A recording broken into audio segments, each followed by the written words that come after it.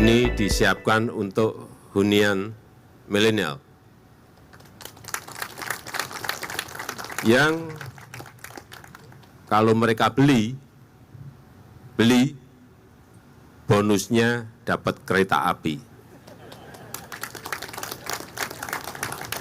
Bangun tidur, mandi, langsung lompat, sudah masuk ke KRL, ke kereta api. Kemana-mana pun bisa.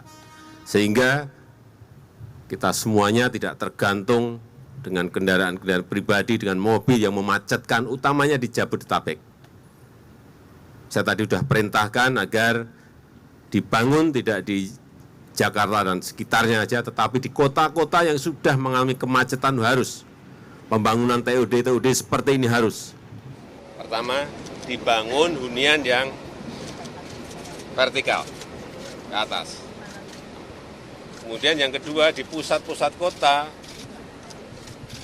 memang tanah-tanah KI yang banyak, ini harus juga TOD-nya segera dikerjakan, dibangun seperti ini. Sehingga kekurangan hunian, baik yang milenial maupun masyarakat, itu bisa tersedia dengan baik. Dan yang paling penting,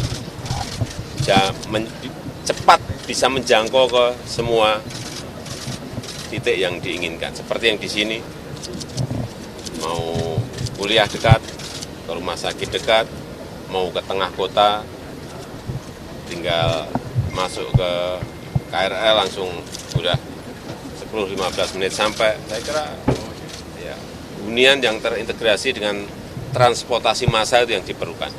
Tidak semuanya orang pakai mobil, semuanya beli mobil, semuanya, sehingga macet di mana-mana. Saya kira jangka panjang ini sebuah contoh yang baik.